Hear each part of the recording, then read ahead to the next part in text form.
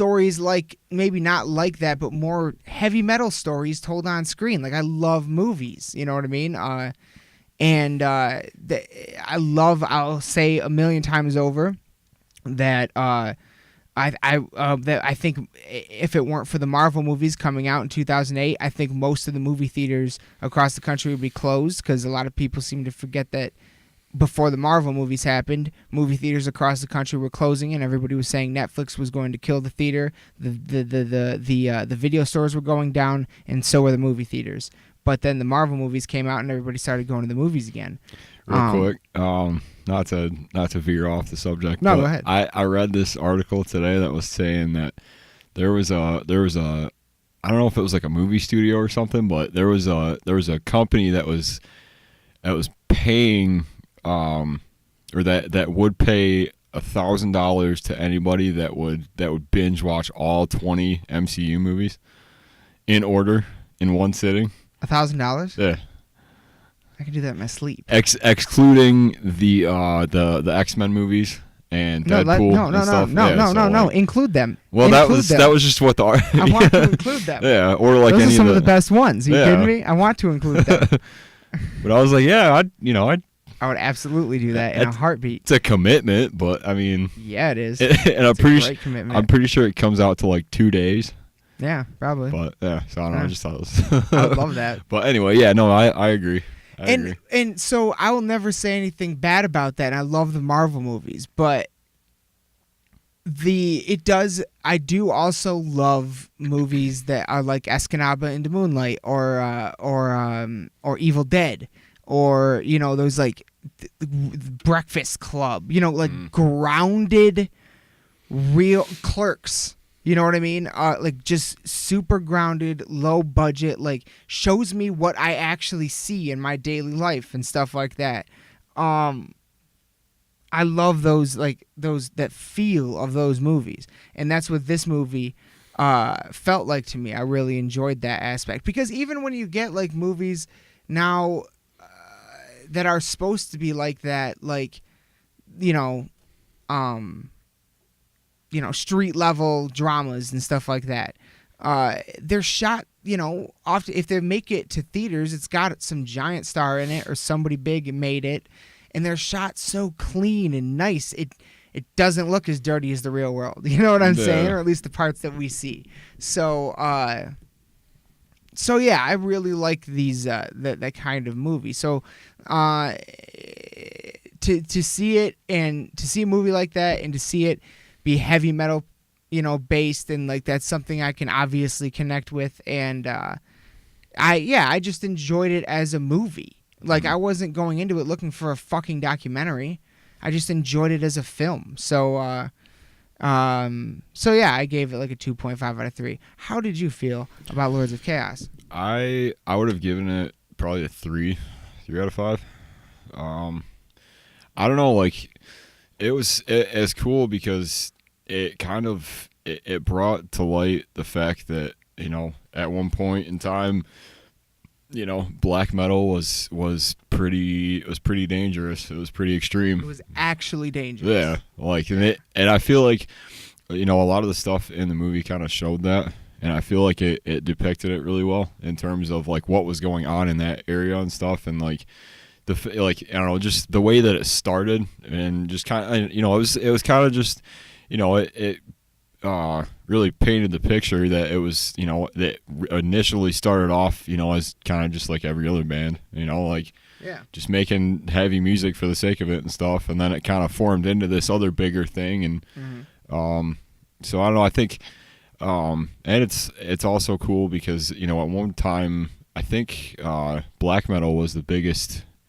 What was I don't remember what it was, the metal Headbangers Journey said about it. It was something like the biggest export of. Yeah, it was Norway's #1 pop culture export. Was black metal, Norwegian black metal. Yeah, and that in itself is crazy when you think about it, out of everything else that comes out of that out of that part of the world and out of that country. It's like. For a moment in time, it was the #1. Just like for a moment in time in the 80s. In America, heavy metal was the #1 music. And at first when I heard about it, I was kind I was kind of put off by it because there's a lot of like criticism about it in terms of like, you know, people saying like, oh, it's not true to form, or it's not, you know, this or that. But you know, that kind of led me to, you know, then I saw the trailer for it, and I think I sent that to you the first time before you even see it. I was like, I don't know, it could be kind of interesting and stuff, because I've never seen like you know, it's not completely fictional, but I've never seen it's based on true events, so yeah. there are true things in it, but you know, it's mostly, I guess it's mostly based off the book, which I thought was interesting. I didn't know there was a book about it. Yeah, by the same name. Yeah. But the thing is, a lot of things they showed, there were only, in real life, when those things happened, there were only 1 or 2 people there. So only those 1 or 2 people actually know what it looked like and how it went down. You know what I mean? So everything else is a recreation, dramatization, I guess. I think it start off as like, this is based on like truth, lies, and what actually happened or something like that. Yeah. And frankly, I like that. I liked that a lot, to be honest. But I also think that it would have been better serving to themselves for it to just say based on true events. Because everybody knows when you see a movie that says based on true events, like, it's a loosely based. To a point. Yeah. Yeah. So, you know. Like the Texas Chainsaw Massacre and Silence of the Lambs could say based on true events, but they were both based off of Ed Gein, who neither of those stories really described what happened there at all. So yeah, and the movie Psycho, I think. Yeah. So yeah, I don't know. I thought, you know, kind of the same thing. You know, I was kind of worried about it at first.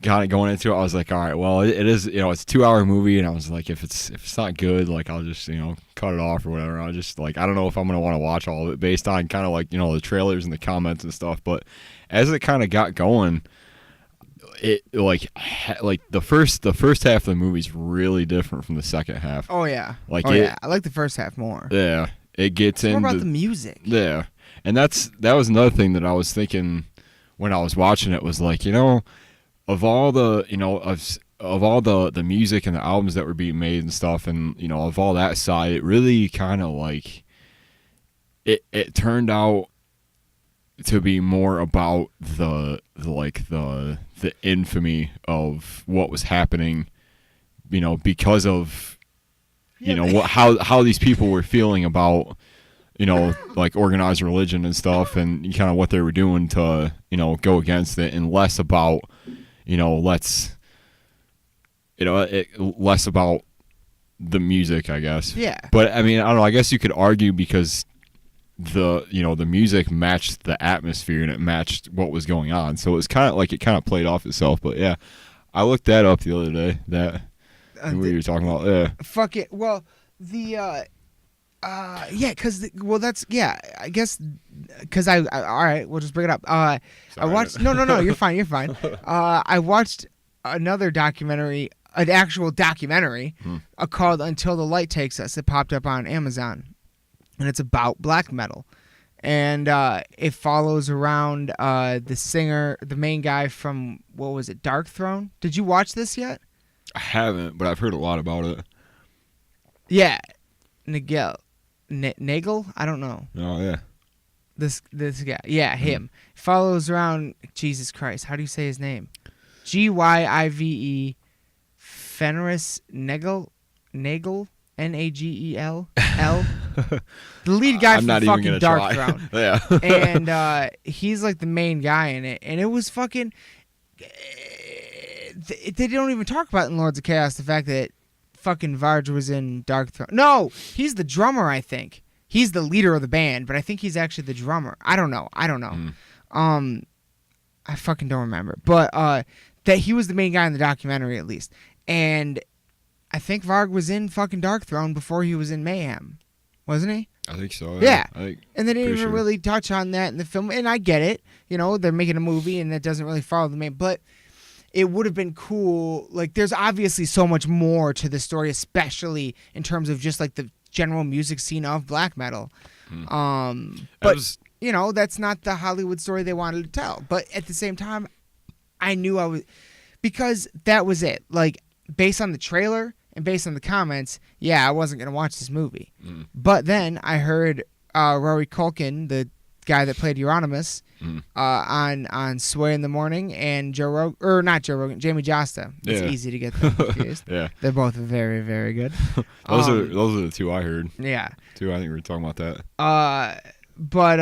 Yeah, like I heard him on those podcasts, and I really I liked him. I liked what he had to say. I liked the approach he took to being in the movie, and I wanted to see him play the part. I thought it was interesting. So that's why I ended up watching it, and I really enjoyed it. I thought it was good. I wasn't crazy about the ending of it, and some of like the smaller, like, there was parts of it that were kind of like it didn't. One of the things that I actually really enjoyed about it was that there wasn't like at times it didn't take itself too seriously. Right. Like there was a lot of like really heavy stuff going on in terms of like all like the church burnings and stuff and all of the the rest of the stuff like the the suicides and everything. But there were points of it where I was like laughing. Yeah. But like it wasn't out of like, oh, this is shitty. I was thinking like this is how I would feel if you know what I mean? Like and there were definitely some jokes in that movie that only a metalhead would get. Right, yeah. Like I was like, oh, kind of like fan servicey stuff, but it was like tasteful. Because I never see that in a movie ever for metal. Like ever. Not since fucking Detroit Rock City, and that was, good, but like not purely just metal, but it was a good movie. I do love that movie. It's been a long time since I've seen it. Jesus. Who else in that? I don't remember. I think the guy the kid from Terminator 2, Justin Furlong. I think that's his name. I'm not sure. Let's check. I do have this whole new setup here that we can check. That Detroit Rock City. I will say it did, because for the longest time I hadn't really dived into black metal too much, and I still haven't really. But well, I don't know. Like I'm like, in terms of like how deep black metal actually goes, because it like if you want to find some real like obscure shit, it's there for you. Definitely. Oh, yeah. But I feel like I'm pretty like, base level in terms of, like knowing what bands are important to the genre and stuff, and like being able to pick out, certain bands that. Edward Furlong, sorry. Oh yeah. Yeah, Edward Furlong is the main guy in that, and if I'm not mistaken, yep, Terminator 2 Judgment Day, John Connor, yep. He was just at the Comic-Con, but we missed him. He was at the one we. Oh, really? Yeah, he was one of the guys that was there. Nice. Good movie. I got to go back and watch that. It's been years since I've seen that. Oh, yeah. Black Dahlia did a merch design with that. Did you see I've that? seen it. Oh, I've seen it. It's that was great. Brilliant. Yeah. Brilliant. Very good choice. But what it did, if anything, is it made me kind of feel like, all right, it's black metal is kind of like any other genre of metal. Like there's really solid like staple bands, and then there's like the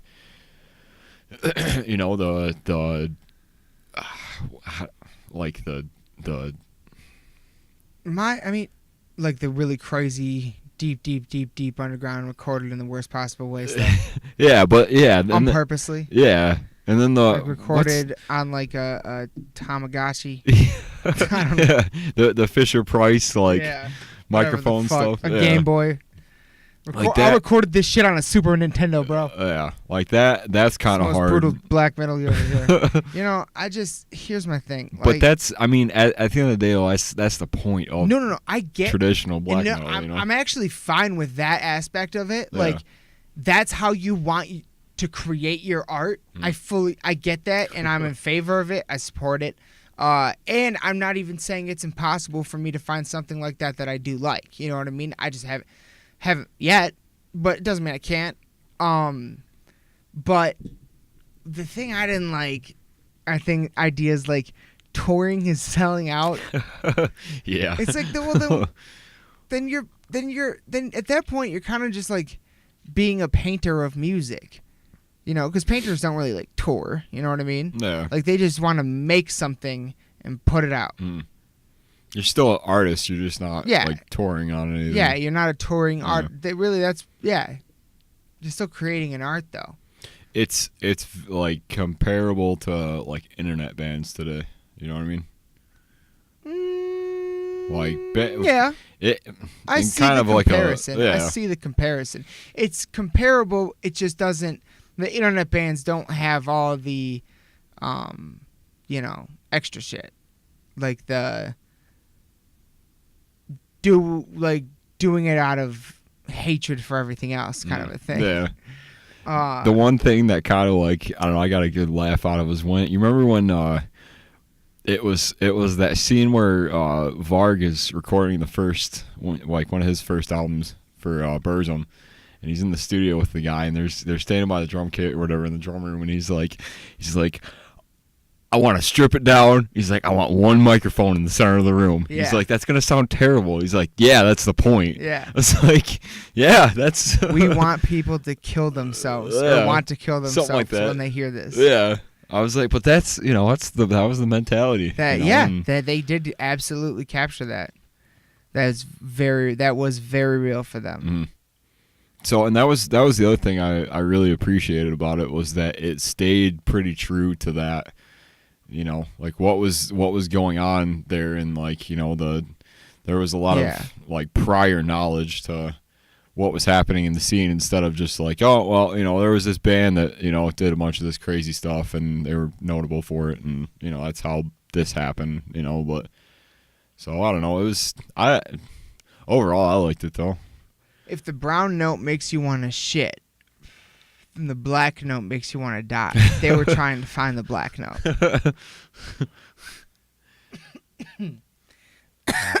Yeah, I liked it too. But for anyone who like sees it and like has any further interest in black metal after seeing it, I do recommend this other Until the Light Takes Us documentary. It was it was weird because they didn't actually use a lot of black metal in it. They used this weird like fucking like kind of like elevator music. Yeah.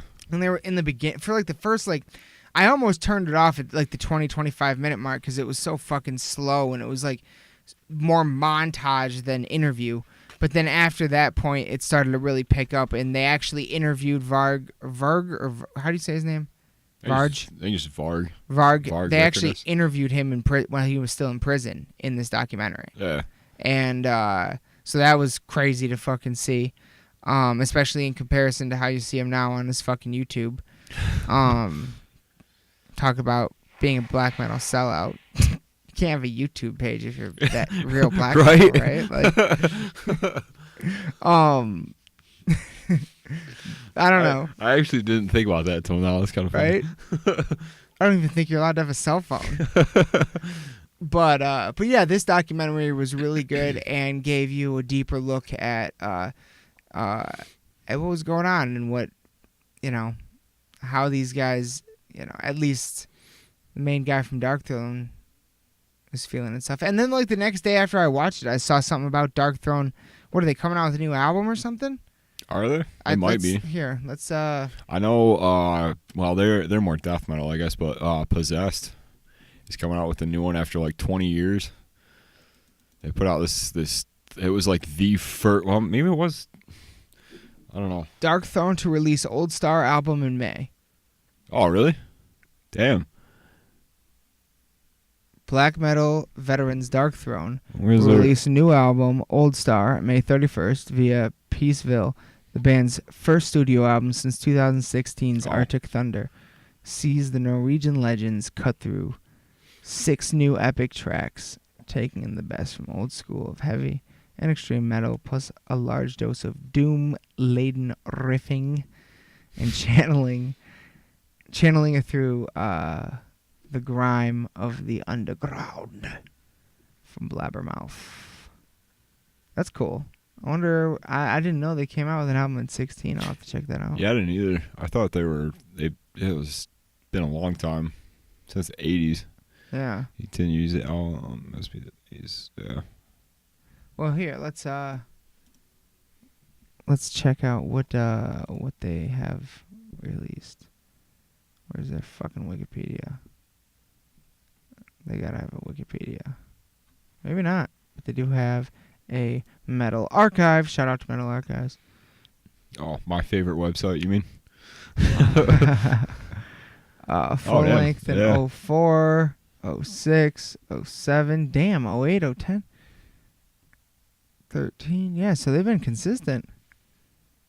Wow. I wonder what kind of member changes they've gone through. The guy, yeah, he's still in it. He's drums, vocals, Fenriz. Yeah, that's crazy. Anyway, yeah, so that's who they talk about a lot. And I didn't know that. That's cool. I'll have to check that out for sure. Well, since we're talking about like kind of bands that are kind of showing up again, what I was talking about with I don't know if you ever heard of Possessed. They were like one of the first like influential death metal bands from, I think they're out in like the 80s or whatever. They put out an album called Seven Churches, which is like I don't know. It's one of the most like influential death metal albums of all time, really. And they announced they're coming out with something new in this year, I think. Damn. So I don't think they've put out something since like 2000, like early 2000s. That'd be sweet. So yeah. Hell yeah. All right, so you give it a fucking... I give it a 3. 3 out of 5 goat heads. So that gets it from Lost in the Dark podcast, the full final review of Lords of Chaos. I hope that it spawns a bunch of other movies like this, or at least just more documentaries and stuff about underground, like not really lesser known death metal, black metal bands, but like, you know, just, I don't know, I'm a nerd. You know? Yeah. I like to learn about stuff like that, you know, too. like different bands and, you know, things, because a lot of times, you know, every so often I'll hear about somebody coming out with something that is, you know, something I haven't really heard of before. Then I'll watch it and then I'll go back and like just be super into their entire discography most of the time. Yeah. So yeah, absolutely. I hope that this kind of comes with more. I hope it, inspires a little bit more like this. Yeah. Like, it doesn't even have to be like based on fucking true events. You know what I mean? Yeah. Like, make Clerks but with metalheads. That's what I would do. It's funny you keep bringing that up. I just recently rewatched that movie the other night. Clerks? Yeah. Oh my god. So good. So fucking good. Oh, I love that. Jay and Silent Bob reboot. Hopefully coming out this year. They're still filming down in New Orleans. Did you ever get your... Oh. Yes, I did make a submission. Yeah. But I never heard back.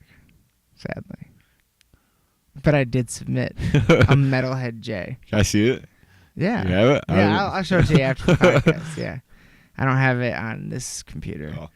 Oh. It's on this one, I think. But yeah, I do have it.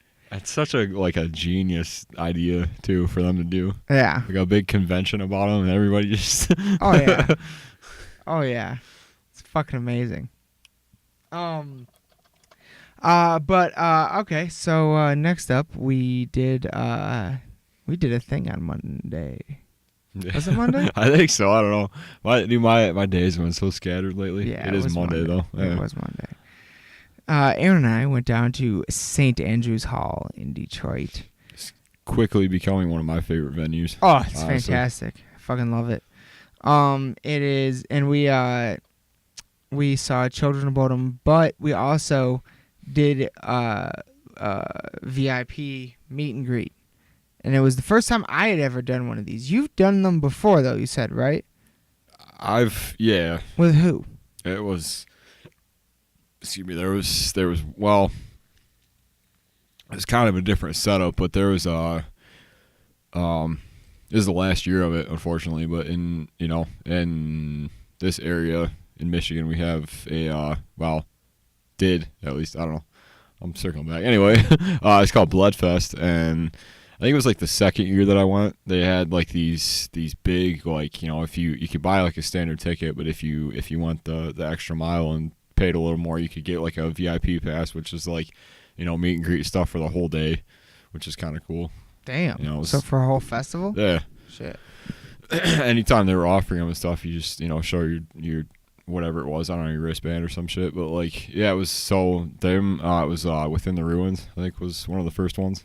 I was so nervous, and like it was kind of the same thing, but it was a little more like intimate, I guess, because it was more like it was sort of awkward, honestly, because it was like, it wasn't like a full room full of people. It was like me and like I think my sister was with me and the band and maybe like 2 other people that quickly took off.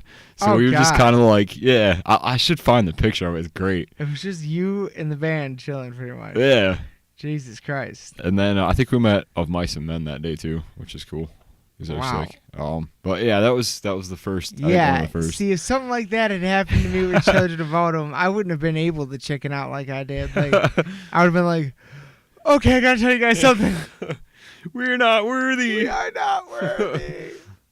Well, this was my first experience doing anything like this at all. I have actually met Children of Bodom before at a Mayhem Festival. They were doing a table signing in the middle of the day, and I went over and got my ticket signed. I remember that. So, I did see him then. That was awesome.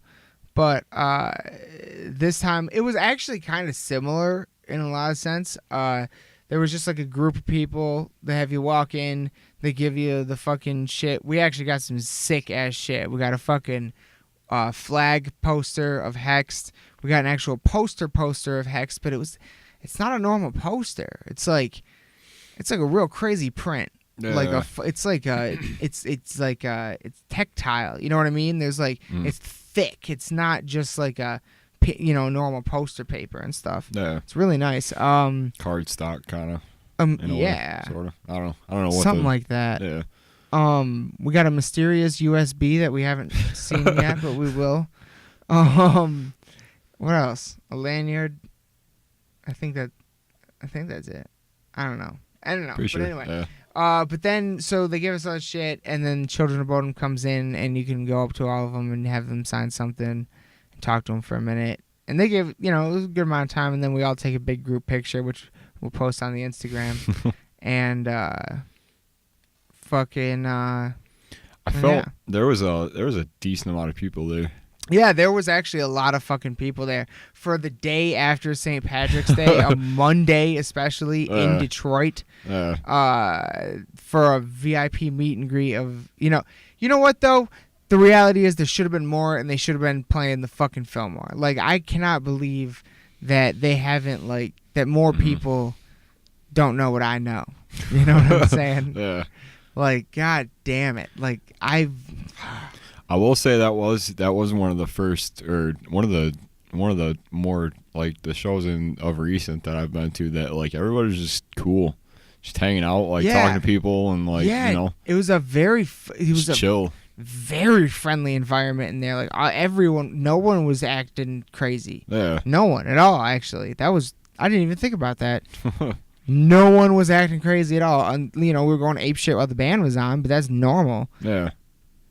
There was a big pit, crowd surfing on a Monday fucking. You could tell that like they kept bringing it up.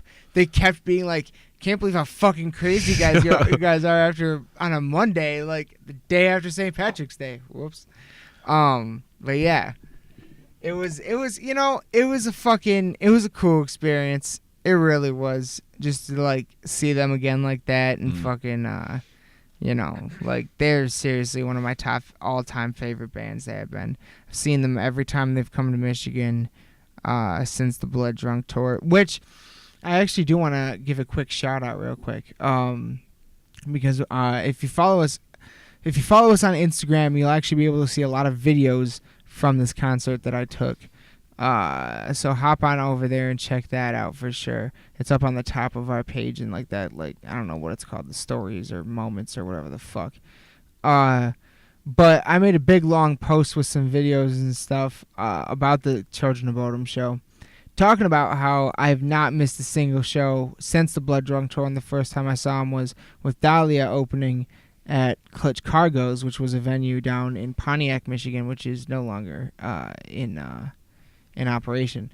And so I wanted to give a shout out to someone who commented on that. It was Into the Combine podcast. I actually have not had a chance to listen to them yet, but they go, hell yeah, that was the first time we saw Children of Bodom at the Clutch Cargo show. Gonna have to check you guys out. So I'm definitely gonna give them, and I can't. So and then they posted videos from the show we were at too, and some of the videos looked like they were standing real close to us. Damn, yeah, we were right on that side too. Yeah. So they must be another fucking Michigan metal podcast. I can't believe we didn't know there was another one. So I am gonna give them a listen to tomorrow for sure. Actually, really looking forward to that. That's sick. Yeah, so I wanted to give them a fucking shout out. I was like, no fucking way, this is awesome. But yeah, but then the actual show itself. Finnish bands are interesting.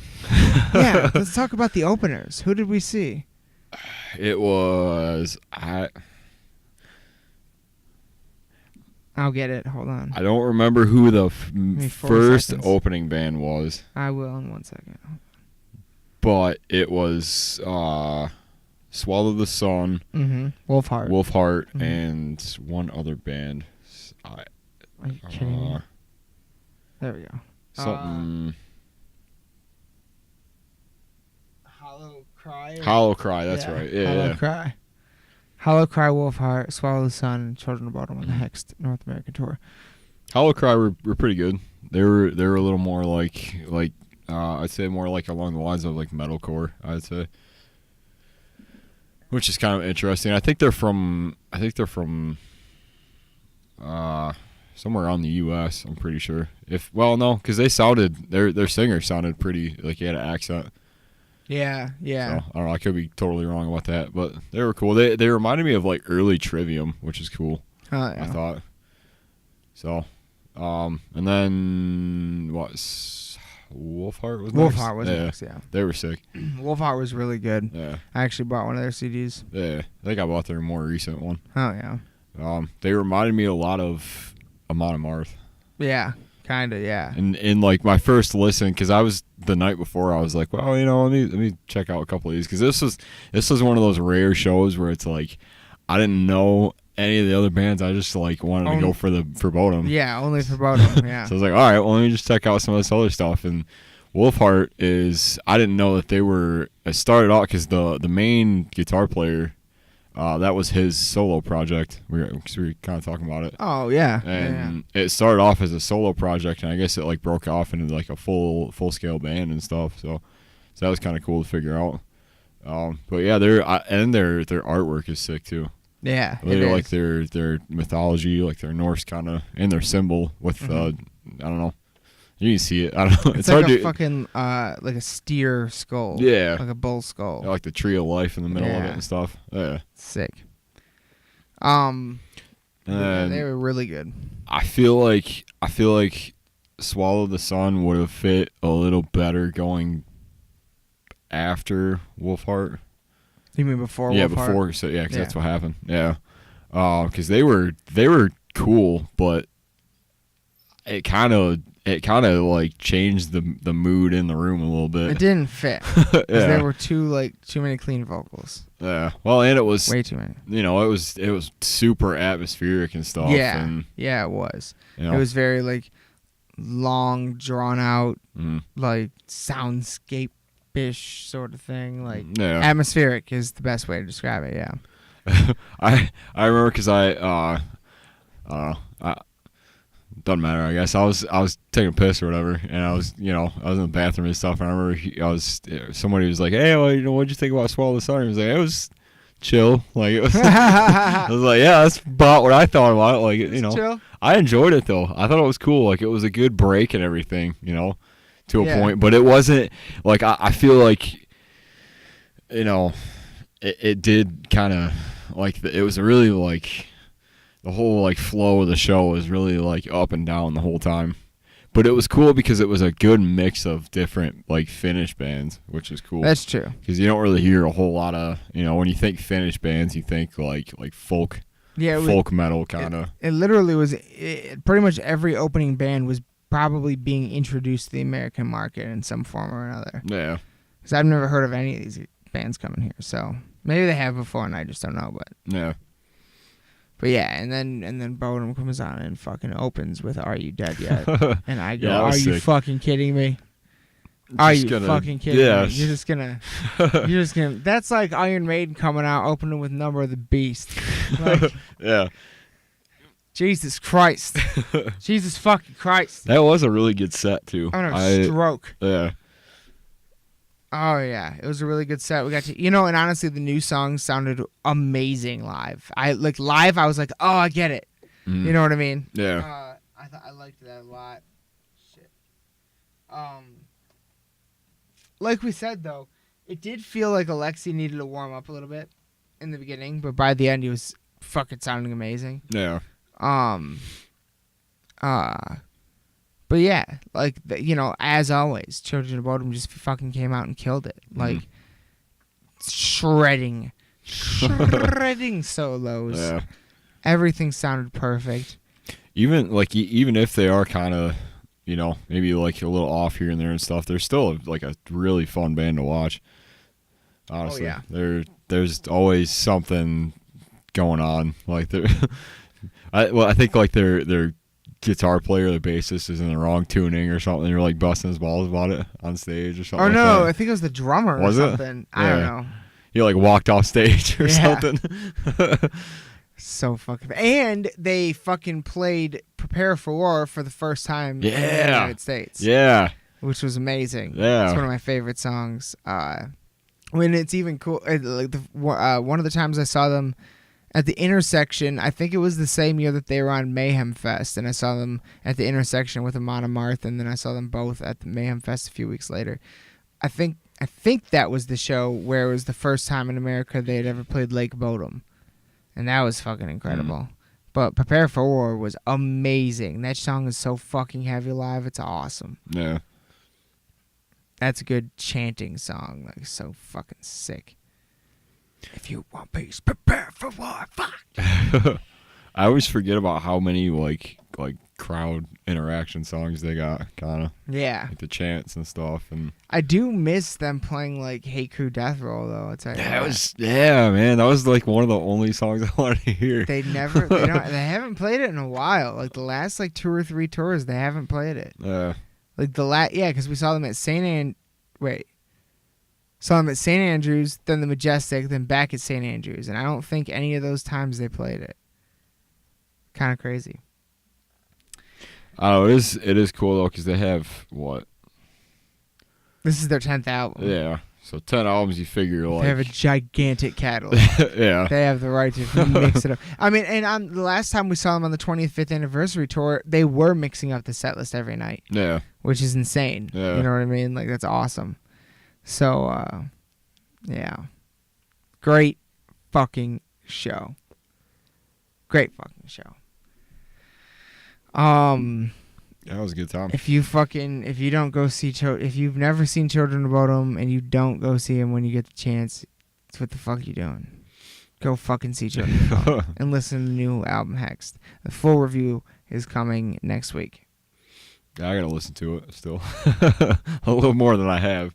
Because I went into it going to the show and stuff, and like the few songs they played from it were sick, but I was like, man, I don't recognize the song. Or, like I did. I recognize all the ones they played, but except with the exception of like the 2 singles, I think. Yeah, This Road. Yeah. And Underneath Grass and Clover.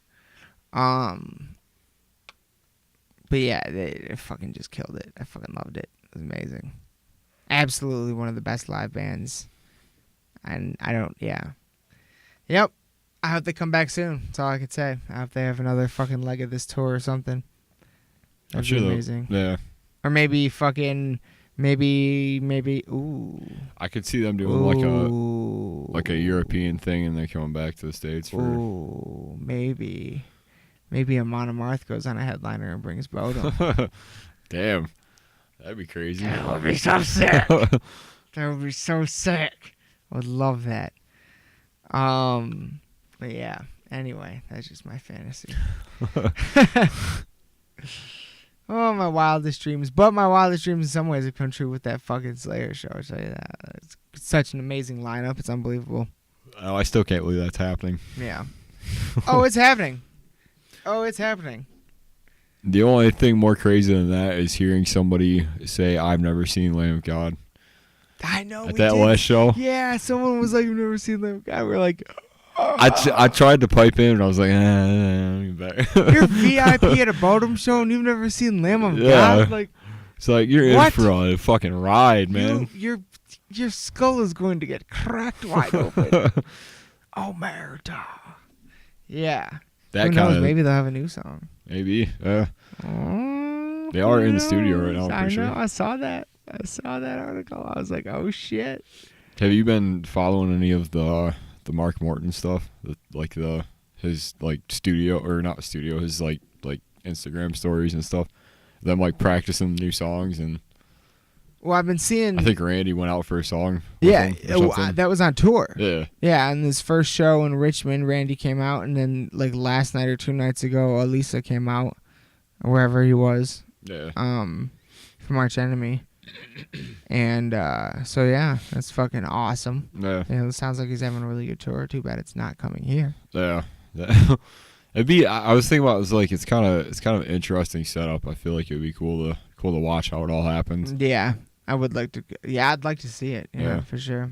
Because I can't really remember a time where a guitar player puts out a solo record and then tours off of it quite like that. Like I feel like not like a guitar player that's like. No, nothing like this. Yeah. Singers and like vocalists and stuff have done it, but so it's, I don't know, it's cool. Plus the album itself, you've listened to it, right? You have it, don't you? Yeah. It's pretty different. It's not metal. Yeah. 100% not metal. Well, it has moments, but for the most part, it's pretty like. Yeah, it does have moments for sure. Yeah. But it's really good.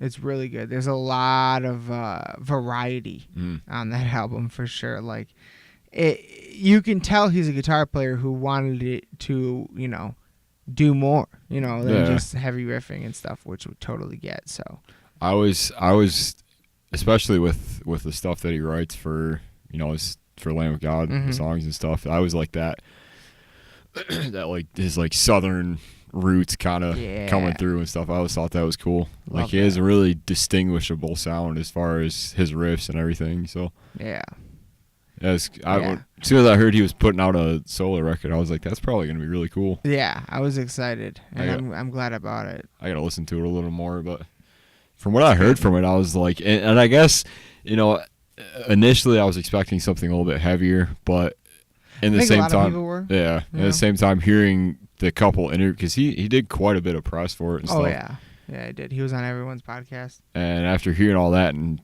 he said a couple of times like, this is not a metal record by any stretch or whatever. I was like, all right, well, he's a good enough guitar player, and he's written enough like score for.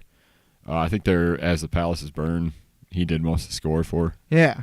So that was kind of cool to figure out. So yeah, I mean, I don't know. I'll have to give a bit more of a listen to it, but it's a crazy album. It's really good though. Definitely recommend it. I enjoyed it a lot. Some of the guests on it are cool too. Oh yeah. Fucking, it's got a Chester. Yeah. Chester's song I like it a lot. Preston doesn't like it at all, but I liked it. I've listened to it quite a few times. Yeah, I have too. Like, first time I was mainly just listening to Chester because I thought he was doing some interesting things with his voice on the heavier side that I really liked a lot. Yeah. But then I gave it like a more in-depth listen, and I was like, I think it's good. Yeah. I heard some good riffs. Mm-hmm. Yeah.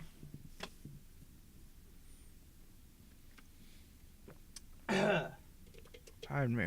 Anyway. So we should talk about this article that has been circulating the internet from the BBC News. The title of the article by, who's that? Victoria Gill, looks like. Jesus. Yes. Terrible eyes. Death metal music inspires joy, not violence, is the title of the article. Um, It's just kind of I'm just gonna read the whole fucking article. Why the fuck not? The article starts off with a lyric. I've had one desire since I was born, to see my body ripped and torn. The lyrics of death metal band Bloodbath's cannibalism-themed track Eaten do not leave much to the imagination, but neither this song nor the gruesome lyrics of others of the genre inspire violence. That is the conclusion of Marquette University's music lab, which used the track in a psychological test. It revealed that death metal fans are not desensitized to violent imagery. The findings are published in the Royal Society journal Open Science. Death metal fans are nice people, said Professor Bill Thompson from Australian University, which is based in Sydney. They're not going to go out and hurt someone. The latest study is part of a decades-long investigation by Professor Thompson and his colleagues into the emotional effects of music. These effects, he explained, are complex. Many people enjoy sad music, and that's a bit of a paradox. Why would we want to make ourselves sad, he asked. The same can be said of music with aggressive or violent themes. For us, it's a psychological paradox, so as scientists, we're curious. And at the same time, we recognize that violence in the media is a socially significant issue. Scrolling down. How do scientists test people's sensitivity to violence? With a classic psychological experiment that probes people's subconscious responses. And by recruiting death metal fans to take part, the test involved asking 32 fans and 48 non-fans to listen to death metal or pop while looking at some pretty unpleasant images. Lead researcher Yan Sun, I don't know why I put that little Asian twist on it. I just got Yanan, Yanan, Yanan Sun, Sun, explained that the aim of the experiment was to measure how much participants' brains noticed violent scenes and to compare how their sensitivity was affected by the musical accompaniment. To test the impact of the different types of music, they also used tracks they deemed to be the opposite of Eaten. What is, like... You ever listen to Bloodbath? What is the opposite of Eaten? Barn? I don't know. I mean, technically, but we used Happy by, there you go. Oh, there Happy we go. by Okay. Pharrell Williams as a comparison. Oh, a song literally called Happy. All right. Each participant was played Happy or Eaten through headphones. Jesus Christ. While they were shown a pair of images. So that means like half the people were like, oh, fuck yeah. And half the people were like, what the fuck What is this? Yeah. Honestly, like that's a pretty solid like ends of the spectrum, really. Yeah, that's true. You know, I'll give them like, that much, yeah. If you're gonna do it, you may as well have two like completely different sides of things, you know. Yeah. Shows So. the effect, if there is one. Yeah. Shown a pair of images, one to each eye. One image showed a violent scene such as someone being attacked in a street. The other showed something innocuous, a group of people walking down the same street, for example. It's called binocular rivalry, explained Dr. Sun. The basis of the psychological test is that when most people are presented with a neutral image to one eye and a violent image to the other, they see the violent image more. The brain will try to take it in. Presumably, there's a biological reason for that because it's a threat, Professor Thompson explained. If fans of violent music were desensitized to violence, which is what a lot of parent groups, religious groups, and censorship boards are worried about, then they wouldn't show the same bias. But the fans showed the very same bias towards processing these violent images as those who were not fans of this music. So, what did the band think of the music being used in this? We didn't have any issue with it, Bloodbath singer Nick Holmes told BBC News. The lyrics are harmless and fun, as the study proved. He added that Bloodbath's lyrics content was basically a real version of an 80s horror film. The majority of death metal fans are intelligent, thoughtful people who just have a passion for music, he said. This is equivalent of people who are obsessed with horror movies or even battle reenactments. Why does this matter? Professor Thompson said the findings should be reassuring parents or religious groups concerned about violent music. More broadly, there is still concern that violence in media leads to social problems. If you're desensitized to violence, perhaps you wouldn't care if you saw someone on the street getting hurt, you wouldn't help. But while research has found some evidence of such desensitization, wow, I've been so good the whole article. Desensitization in people who play a lot of violent video games music, it seems, is different. The dominant emotional response to this music is joy and empowerment, said Professor Thompson. And I think that to listen to this music and to transform it into an empowering, beautiful experience, that's an amazing thing. Nick Holmes identified with that, saying that most of the music he enjoyed was melancholic, dramatic, sad, or aggressive, and not much in between. I take joy and empowerment from these styles, he told BBC News. On the topic of Eaton's lyrics, he added, I didn't personally write them, but I would be frankly astounded if anyone listened to that song and felt the desire to be eaten by a cannibal. So I think, at the end of the day, this is just something that, this is just another one of those examples of something that there's been countless studies. At no point, like, if I'm fucking pissed the fuck off for whatever reason, when I put on heavy metal music, I don't get more angry. It just makes me feel better. It, like, I don't know. A weird way of kind of describing it, I guess, would be like it's matching your internal vibration, so it balances you out in some way. I don't know. I kind of feel like, in some sense at least, that's what it does for me personally.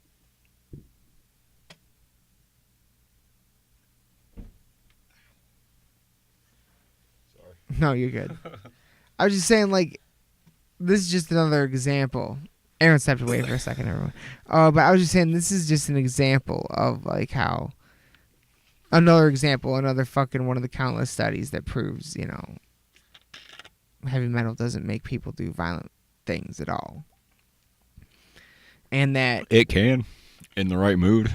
Well, that's what I was saying, though. For me, when I'm super fucking pissed off and I put on heavy metal, I feel better, not more angry. That's true. You know what I mean? Yeah. It matches your internal rhythm, so it, like, balances you, in a sense. At least that's what I feel it does for me. To a point. I like that last that last little line. It kind of sums up the whole experiment in general. Mm-hmm. He's talking about, I didn't write the lyrics, but I'd be astounded if anyone felt the desire. Dude, that song, by the way, is sick as fuck. I don't know if you've ever heard it. Yeah, I've heard it. It's a great song. And like that, I don't know, that band in general is fucking awesome. I've always really liked them, but that's beside the point.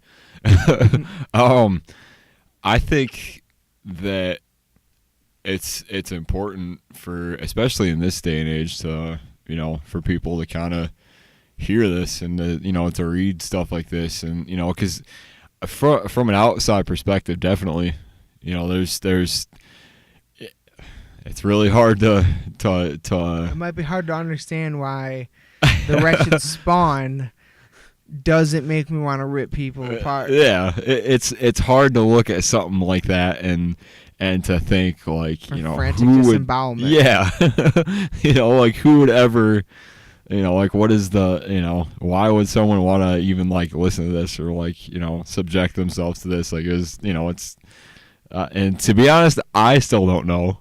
I don't know what it is about it, but and I'm glad that one of the points was that it was like comparable to, like, horror movies and stuff, because that's the way I've always explained, more specifically, extreme metal to people that don't, like, it's like that, kind of like the outside people that are kind of like, why, or like, what's it about, or whatever, like, what, and especially with explaining, when you're in a band, it's even more difficult.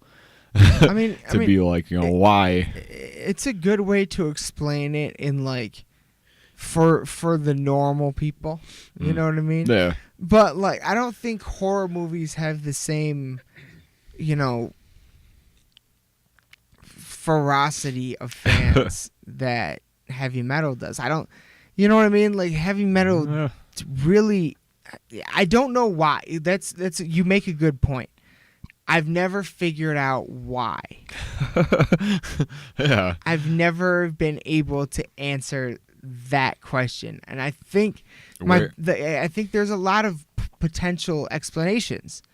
And I think we could get super duper scientific with it. Honestly, I think we could get into genetic memory. If we have, if genetic memory is like a turns out, I don't know if it's been fully proven or not yet. Do you know what it is?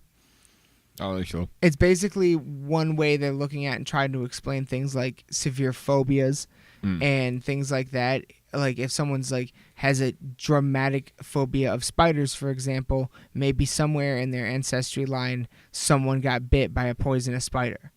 And that's where it comes from genetic memory. Yeah. Their genes somehow remember that, which causes them this extreme phobia reaction. And they're even I've seen things that talk about it with all the way down. Like it's looked at like when there are twins separated at birth and they never meet till they never know about each other till they're older, and then when they meet they like have the same job, same car, they dress the same, their wives look the same kind of people, like it's all the fucking same. Like why does that happen? Is there some genetic memory? And that would bring into, could your genes have something to do with your actual taste in things, from food to movies to music? Could your genes actually have a say in that for some reason? Yeah. When no one else in my family was ever, like, some people were a little bit into Metallica and Rage Against the Machine and Iron Maiden, the big ones from the old days, but none of them were ever actually metalheads at all. So, and then, I found through all of them, I heard a few of the metal bands, and those are the ones I picked up on. Why? You know what I mean? Why, out of the whole family, why just me, and Preston? Yeah. You know what I mean? I mean, shit, out of my whole family, just about, I'm kind of it. Like, and what in the gene, as far as I know, what in the gene would cause that taste in that? Well, a guess could, like, it's a fucking, it's a very aggressive, it's the most aggressive form of music, but it's also extraordinarily complex. Like, it's often compared by people in the fucking know, it's often compared to classical music.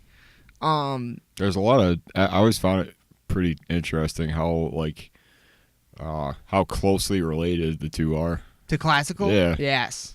It's in terms amazing. of like the structure and the music and everything, and just the I don't know. It's very similar. Yeah. It's very similar. But it's super complex, but it's also really, really aggressive. Well, maybe somewhere in our ancestry, it was like, maybe that has to do with something extreme happening, like a war or some sort of, some sort of like a famine, maybe. I don't fucking know. But yeah, I don't know. I've never been able to answer the why question. I don't know. Like, the best way I've always been able to describe it is, it's, as far as like the super extreme stuff, is it's always, it's as if you were to set a horror movie to music. Like, that's the easiest way I can describe it. And like and that's even kind of a tough sell, because it's so much more than that. Yeah, exactly. There are bands that you could set for, like Cannibal, and like the super violent, bands that specifically talk about that. But then there's other bands that, like, like Gojira, and like really aggressive musical, or like I guess like sonically sounding, like aggressive bands that are talking about some, like the environment and like Yeah. You know, different like, you know, struggles and stuff, and you know, and then you could even split that off, and you know, when you're talking about like hardcore, I'd say Ashes of the Wake was an album about like the Iraq War. Yeah. So Yeah. It was, you know, it's always been a social commentary, I feel like, for what's happening. Yeah. And I feel like as long as there's, at least the stuff I've always gravitated towards. Yeah. For sure. Seems like, and I'm pretty sure they've said this in the Headbangers Journey movie, but it was like, you know, it's a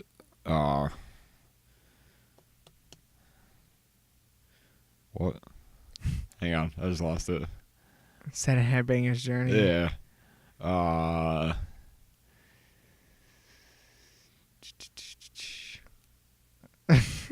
don't know, but it's hard to like. There are points of it that are hard to defend. You know what I'm saying? Yeah.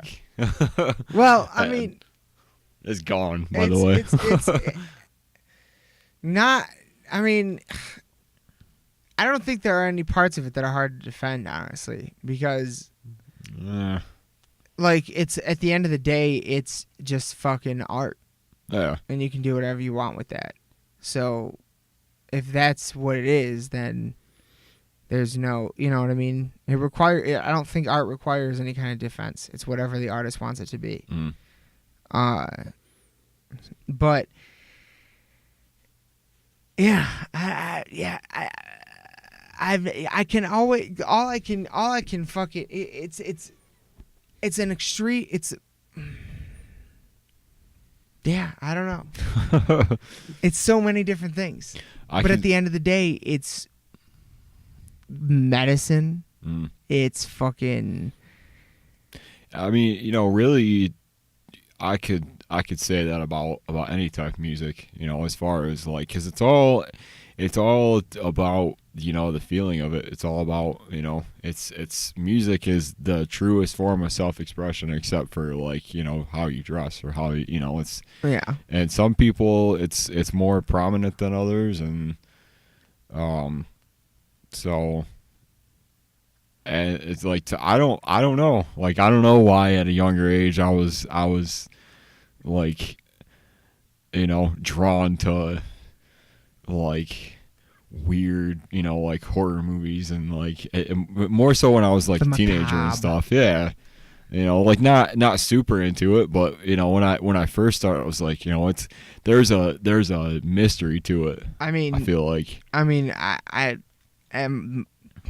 And how many times have you heard or been listening to a band that was like sounded like monstrous, like super aggressive and shit, and then you read the lyrics and you're like, man, they're actually saying something worth saying that else, you know, like, and that's the biggest thing to me, is if we can, you know, if there's a way to you know, convince someone that, like, you know, this is a valid form of music, you know, that's always gonna be around and stuff. It's like, you know, it's more than just loud and abrasive for no reason, really, like it used to be, you know.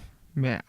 Because you know, and I could even see that argument even against that, you know, as far as like this article, because I mean, think about when, you know, at one point Metallica was the most extreme thing anyone had ever heard and stuff, and you know, and now that's like, they're one of the most like accessible bands as far as like rock and metal. The most. Yeah. This, except for maybe like Slayer, and even that's like kind of a step up. That's way less accessible than Metallica. Yeah. But then, you know, we kind of get into like, you know, well, why do people, you know, I mean, think about what Enter Sandman's about. Really, like, you know, it's about death, really, you know, and it, like, how many popular songs that you hear on the radio are like subtly about like dark shit, you know? Yeah. And I feel like that's kind of it's more of like a social thing to a point. Yeah. I don't know, maybe I'm just rambling. No, I guess, but like, you know, there's always been that search for like, you know, for immortality, for what's after and stuff. Well, there's the darker always, side of things. I mean, my earliest like shit like the earliest shit I was into was fucking Bigfoot and ghosts and UFOs and Loch Ness monsters and Ghostbusters and fucking Tales from the Crypt and fucking Tremors, King Kong, Godzilla. Like all that stuff is the stuff that I fucking loved and never got out of. So that's, and then you find that in music when you spend all your time, when no one shows you heavy metal and you spend all your time with nothing but the fucking radio your parents put on in the 90s. Eventually you're gonna, and then you don't like, and then you just never into music, and you don't even realize you're not into music because you've never been into music until you find heavy metal. It's such a weird, I've been thinking about that lately, like there was a point in time where it wasn't significant to me. Like it wasn't. You didn't even know what it was. Yeah, and I just and like what was the switch that happened? Like to me, it's always been, I mean, and I think Josta kind of hit on it a little while ago when they were listening to the songs and stuff. I don't remember who. I'm pretty sure we talked about it, but somebody was on it and he was listening to something. I think it was it wasn't Omerta, but it was Lamb of God.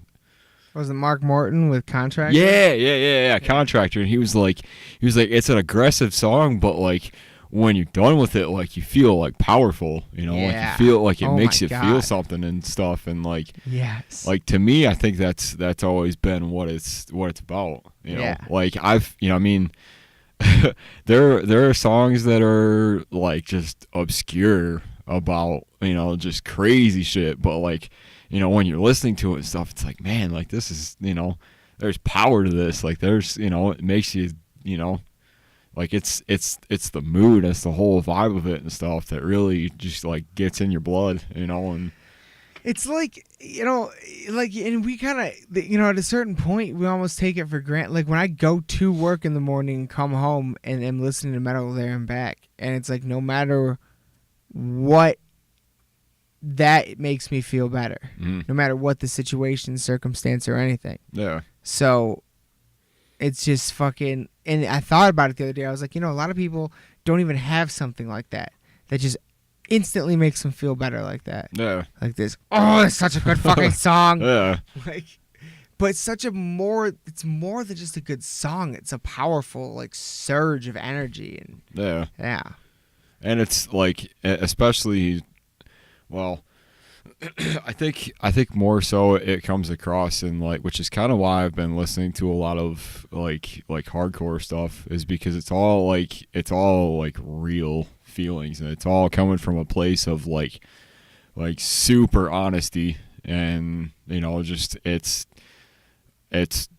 as relatable as it gets without being too like cliche, I guess. Oh yeah. And so it's it just helps you just work through shit, I guess. Like I don't know, it's a real interesting topic. Like I always think of, I've watched quite a few of those,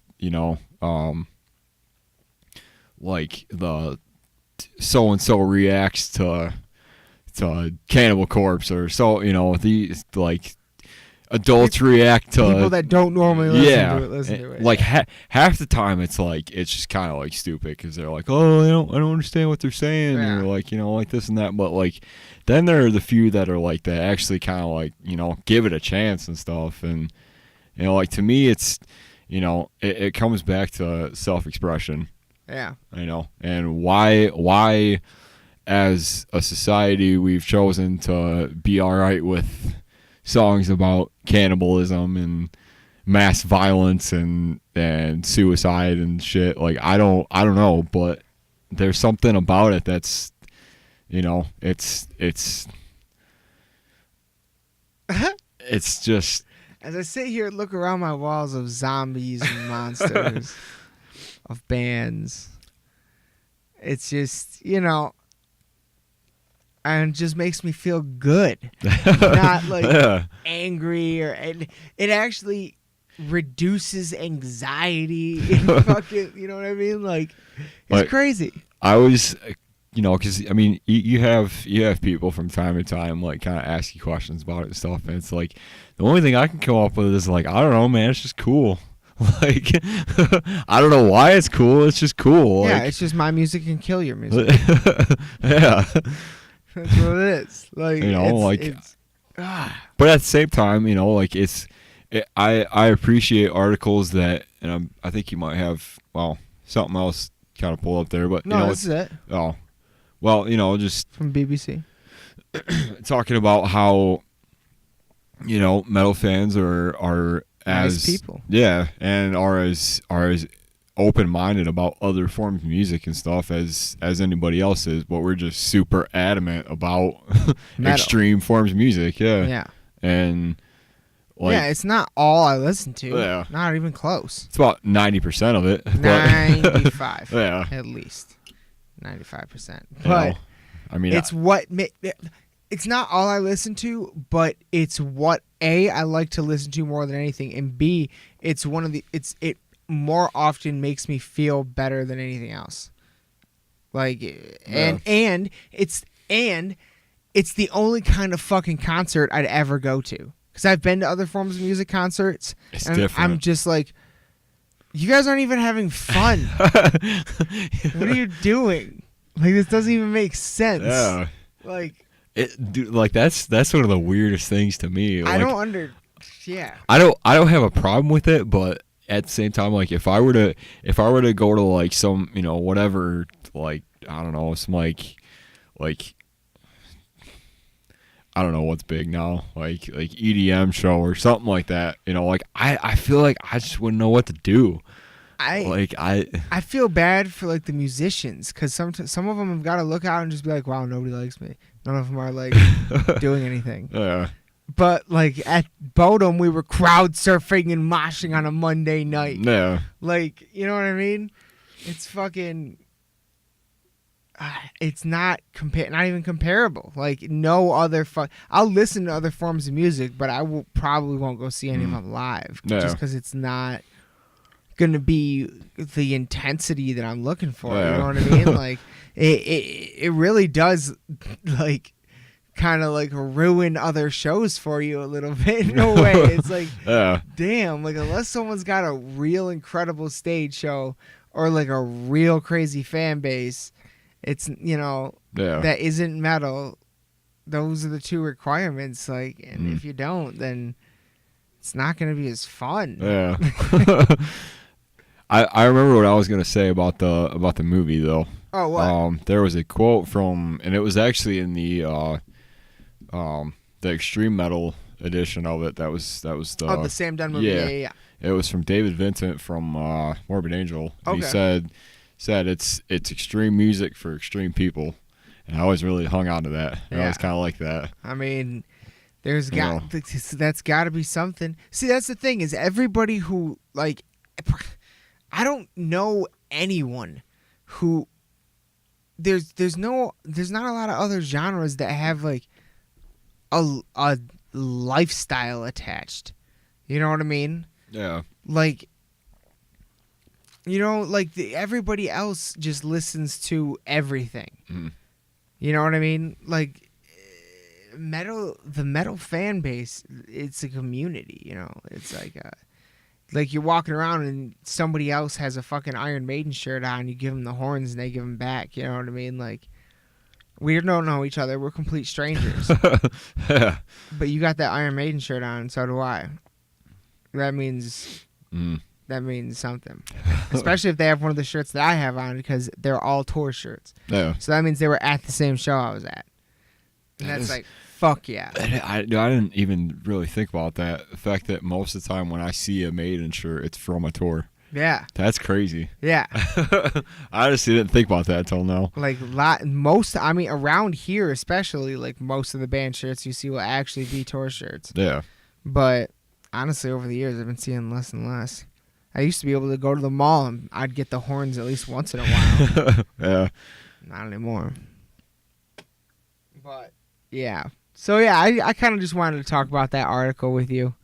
And on this podcast at all. Like, I wanted to make sure we talked. I thought that was a great article. Yeah. I mean, that is one of the biggest mysteries to me, is like how a song about eating people is like, fuck yeah. Like, Well, like why? I don't know. Well, guess It's just I mean, sick. honestly, it's not even. I mean, that's actually kind of a good segue. I wanted to give another shout out. I'll start this way. I wanted to give another shout out to another podcast that I actually have listened to, have discovered. It's called the So Dead podcast. Check this out for sure. Everyone listening to this. It's okay, so there are these tours that go on in the greater Lansing area, and they're like haunted tours. They're called the Demented Mitten tours. And I just discovered them like last year. And two of the people that do the tours started a podcast. And they talk about, it's like a ghost / true crime / serial killer podcast. They're from the Lansing area. That's it. It's all Michigan stuff. It's all Lansing, mid-Michigan based stuff, and it's fucking fascinating. I've been loving it. It's only like 11 episodes deep, but it's fantastic. And on there, on one of their episodes, they made the point that on that podcast, they made the point that true crime podcasts are the most mainstream podcasts. It's the number one genre of podcasts. More people like true crime podcasts than any other genre of podcast.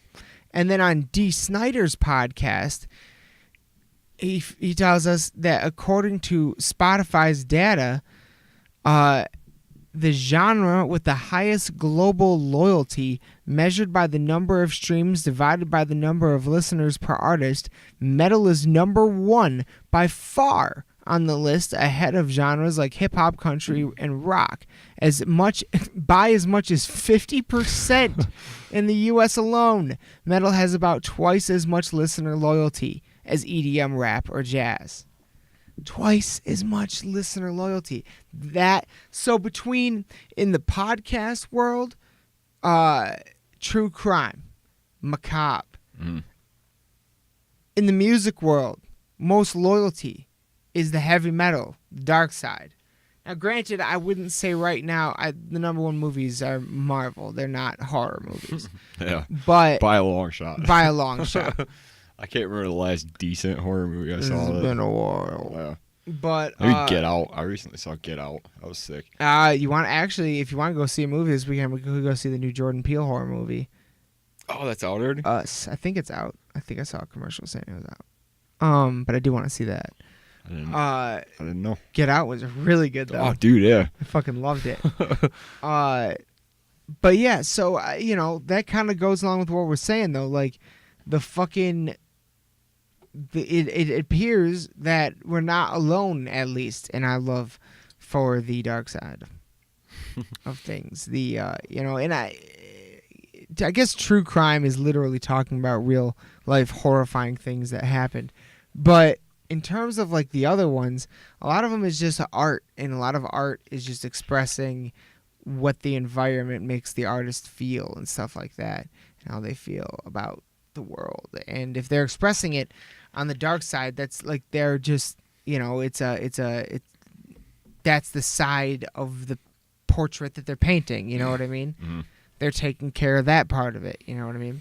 I mean, why think about in the last like 5 years why there's been so many like murder mystery shows popping up, and why like ghost shows and paranormal stuff is such a Travel Channel's all ghosts now. Yeah. Hulu is really big into like the monster shows and stuff. Yeah.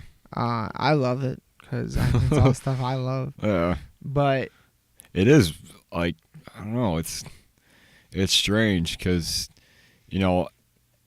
having not looked very hard into the other side of things, like I wonder, I mean, like I guess at the end of the day, it's all about just, what's after, like that endless, like mortal quest to figure out like what's after I mean, I don't know. Like, take our Lost in the Dark's, I guess you could say, mascot, the Dog Man.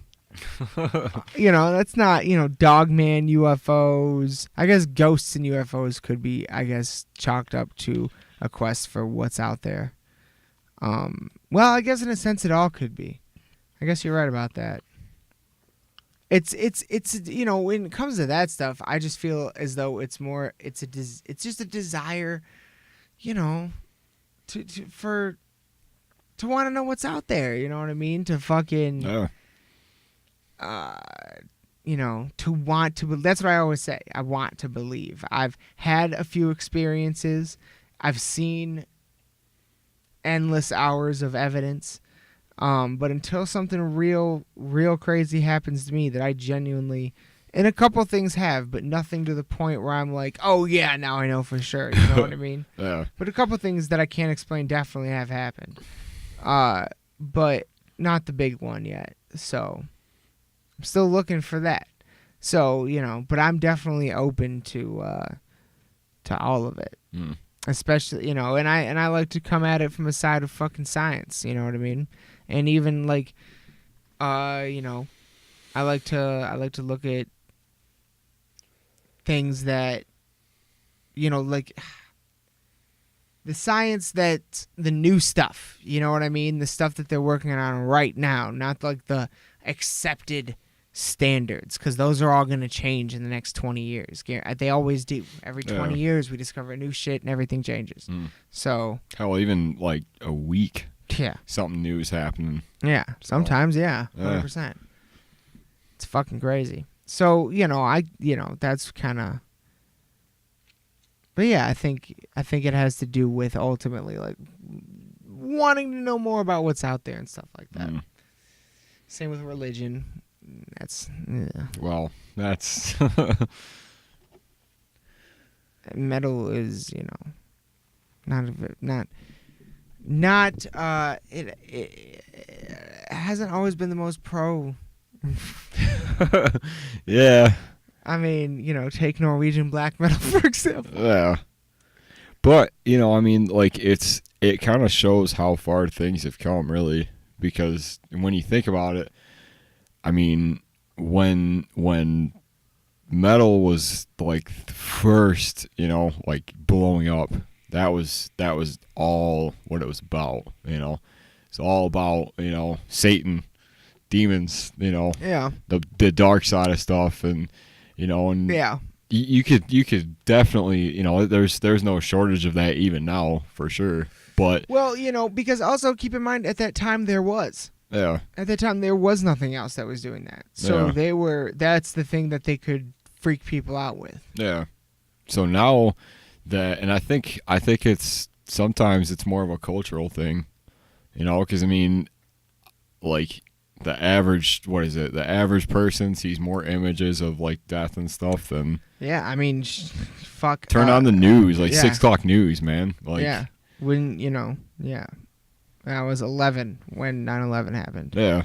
And then there was war every day.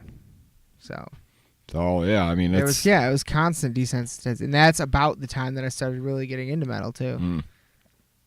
And like I even remember times where like, where music was like the most extreme thing to ever happen, and then something out like something just tops it. Yeah. Out there, it never really is, because it's always just music. That's true. I mean? Yeah. At the end of the day, that's and I think that's something that gets kind of overlooked. Yeah. Is it's like, to me, I might play in a heavy band like that, and I might enjoy that, but like to me, like it's all about the fact that I just enjoy the sound. Like I enjoy it for whatever reason. Well, it's like, it's that, and it's also the fact that, like, me and Preston were talking about it, how like when we like at no point in our lives, except for when we go to a metal concert, do we feel like we're around people that ever have any idea of the stuff we like. They get it. Like, you get it, exactly. Yeah. Instead of someone, like, like,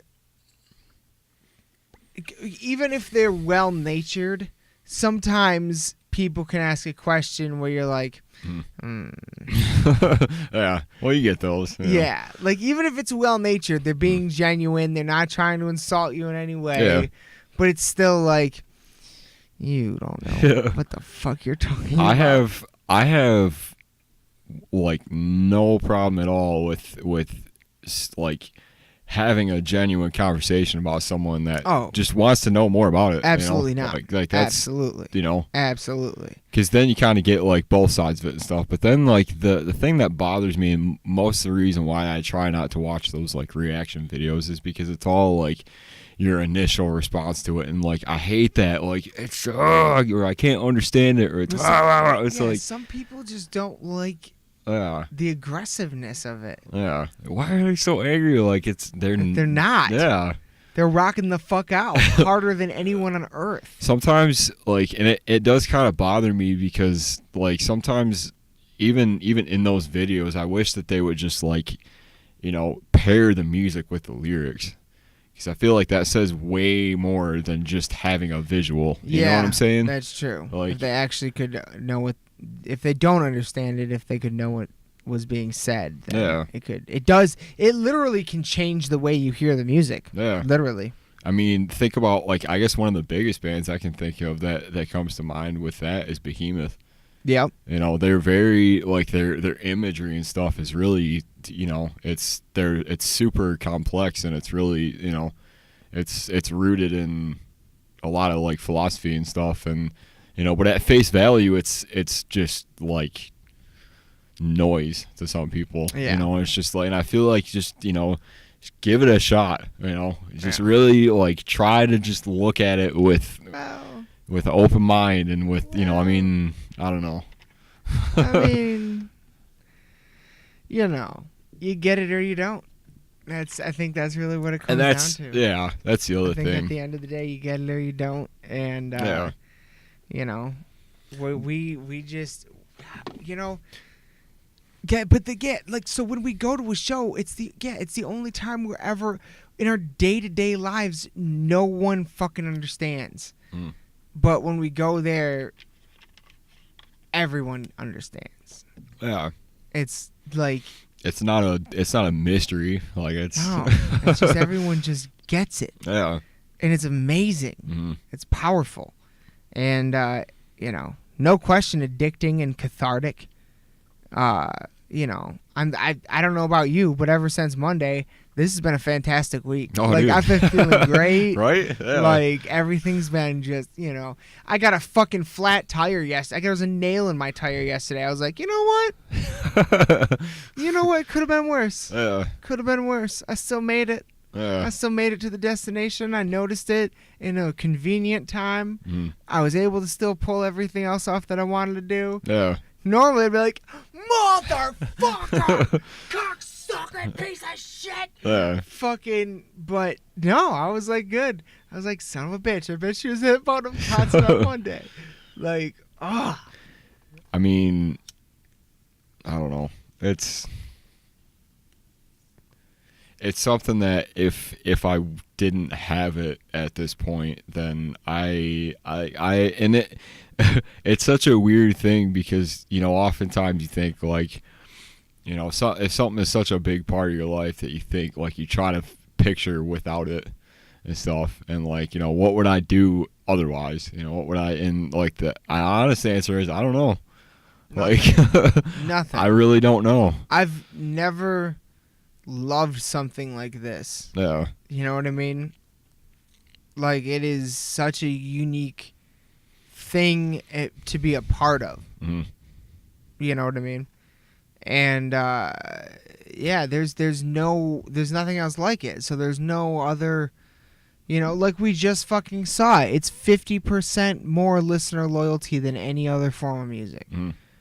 That means metal fans come back and listen to their same bands and same songs over and over and discover new ones through that and keep on with those new ones and everything more than any other form of music. Every other form of music is I'll listen to it for a little while and never listen to it again. Mm-hmm.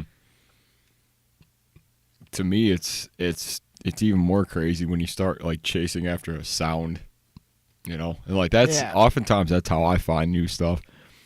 Where you're just like, you're like, man, I think I want a sick breakdown right now. Yeah, or like, oh, I could, you know, stuff with like, and something that comes to mind for me is like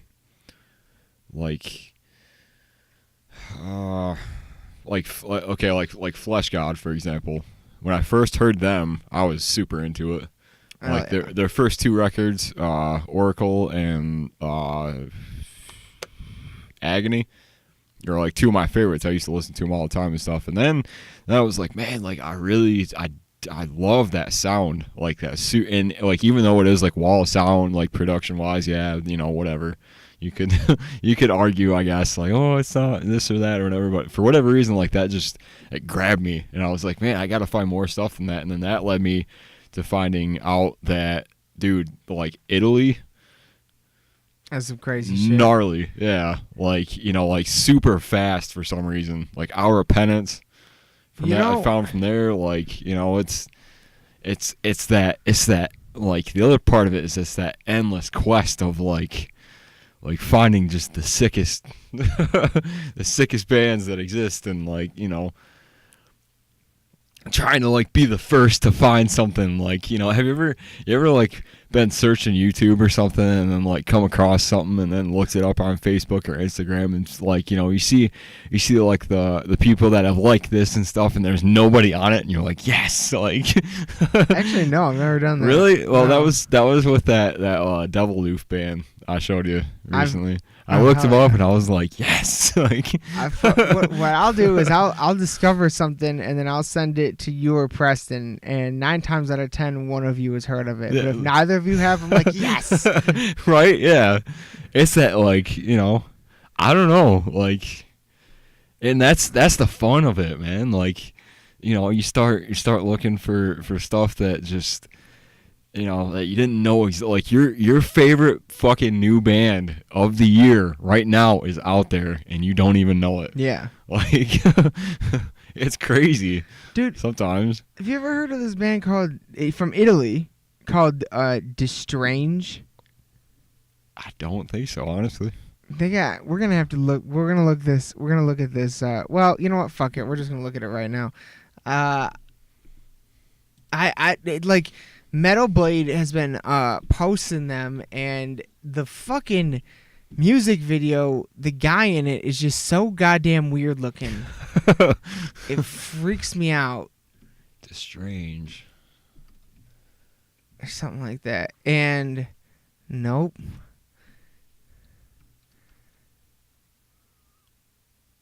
It's just he's just so goddamn weird. Hold on. Let me I don't know if that's it. Hold on. Yeah, it says Metal Blade Symphony of the Ego. Hold on. They're coming out with the 5th album 2 years ago, 4 years ago. Strange. I think this is all old, 7 years ago. Destrage. There's no N. There we go. Real quick, I'm so glad that happened, because that. So I was looking up. Oh God, what's the band?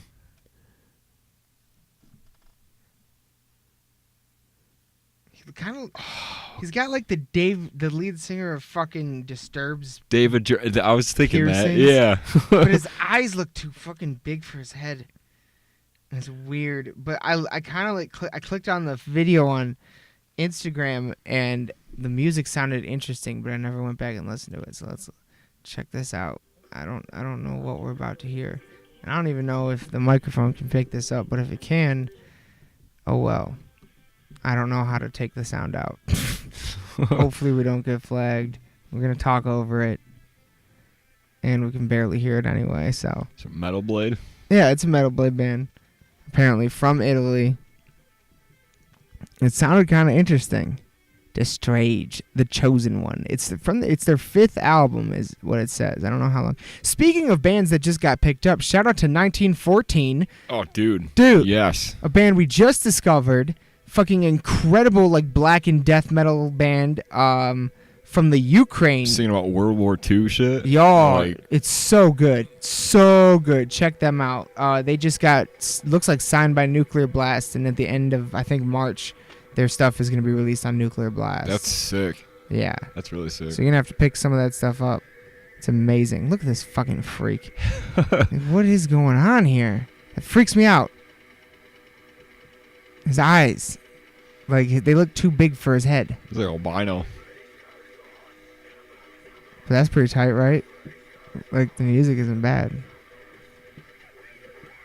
Whoa.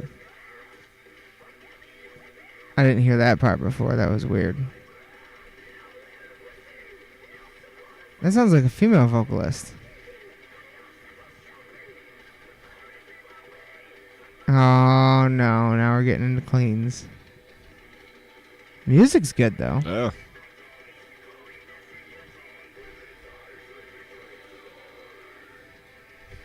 And the growls are really good.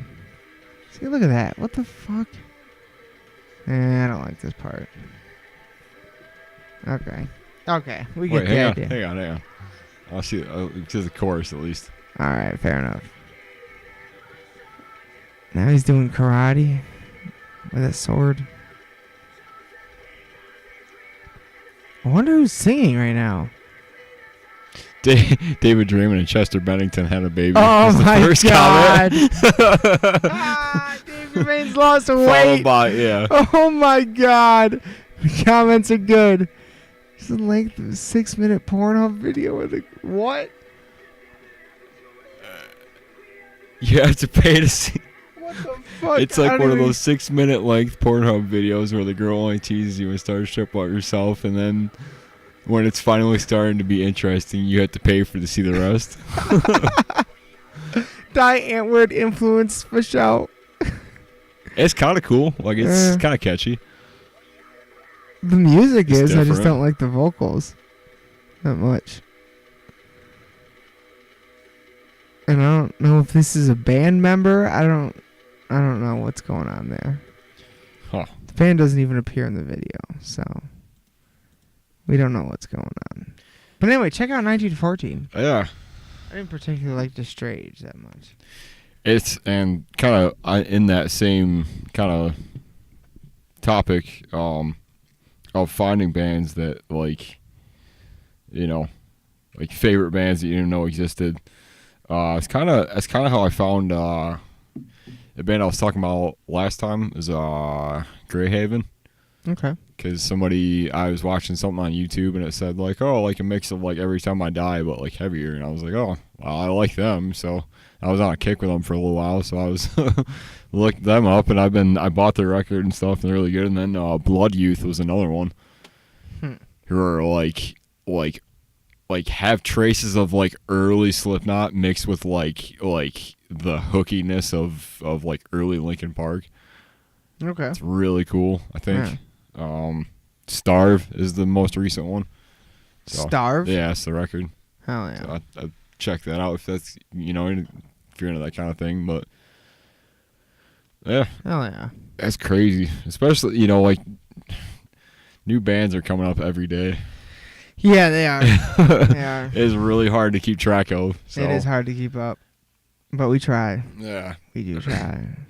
That's why it's so crazy to me when, like, you know, when, like, I read comments that people leave about, like, our stuff. Because it's like, man, and, like, even a year after, it's like that. We were making that post about, because Omen came out yesterday. It was a year ago. Year-old Omen. Shout out to Omen. Year anniversary. We're sitting here. I was thinking, like, man, like, out of all the, you know, out of everything that came out from the time that we released that to now, it's like, and people are still commenting and listening and stuff, and we're getting, you know, active listens on Spotify and everything. It's like, man, like, didn't we do a podcast that day? Yeah, or I think it was the night before. The night before? The night before the release, yeah. I was nervous as shit. I remember. That was crazy. Yeah. That was awesome. Hell yeah. So. Omen's a year old. If you haven't heard it yet, you're sleeping. Go listen to that shit. And listen to Monsters. And be sure to check out Bog Wraith on social media because they have a contest going right now where you could get some signed shit. Yeah. You could get some signed shit. Go to their social media, check out the contest. Did I plug the You haven't plugged anything. The Yeah. show where Jesus. Let me get the dates right. It's like May 29th, I think. But it's a good idea to be sure.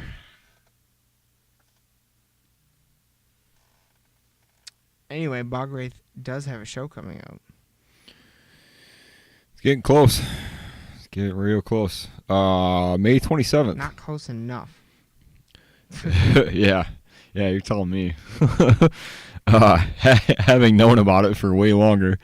May 27th at the Sanctuary in Detroit, we are going to be a part of the Tech Trek 5, I'm pretty sure. IV. That's Roman numeral for 5? 4 or 5? 4 or 5. Yeah. It's with a bunch of really sick bands. 4. Yeah. Archspire, Inferi, Carnus Immortalis, who we've played with, who are really sick. And let me see. Or 6. Yeah, I don't know.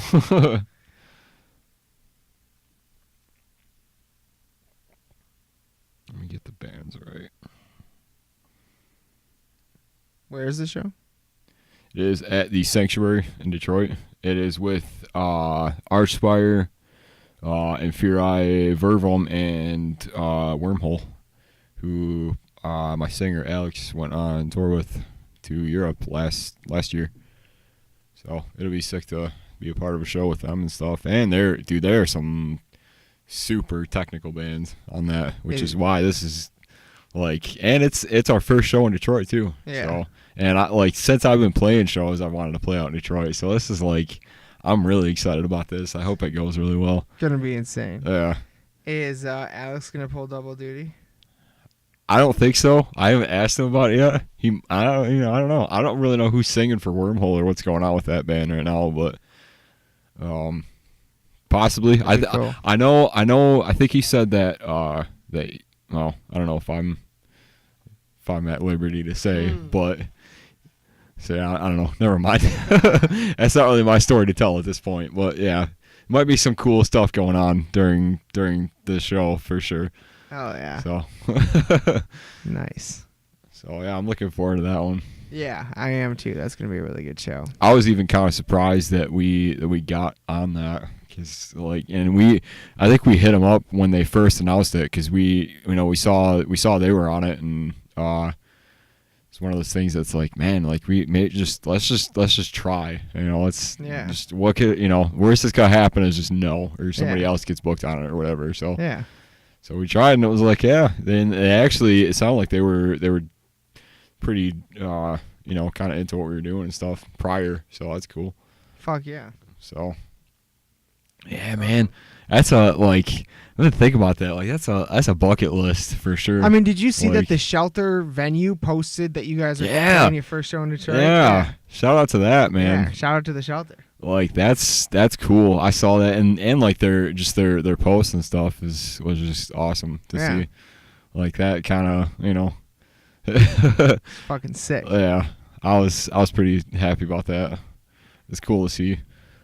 Cause we've had Michigan Metal Fest has posted about us and stuff, and so it's to me it's always a surprise, and it always kind of and even seeing and kind of the same thing with podcasts, when you see comments from people and likes and stuff, and it's you could be having a not so great stretch of days or day or whatever, and if somebody comments and it's it's just kind of doing something helps it out. Yeah. So I don't know.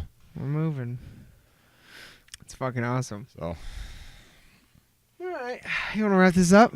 Yeah. If you ain't got nothing else, I am out. We about covered it. About covered it. We will have the Hexed review coming soon, for sure. And yeah, we got some new things coming down the pipeline too. Maybe we got some new ideas, kind of like segment episodes to do and stuff like that. And we do now have everything figured out to where we can start moving to on video soon. So we will be moving to that soon too. That'll be a lot of fun. You guys will be in the crypt with us when we're doing the episodes. You'll see our ugly mugs. Yes. Sorry about that. Yeah. A lot we can do. In advance, I'm sorry. Way she goes, boys. Way she goes. Way she fucking goes. Yeah. All right. Yeah, that's about it for this episode of Lost in the Dark podcast.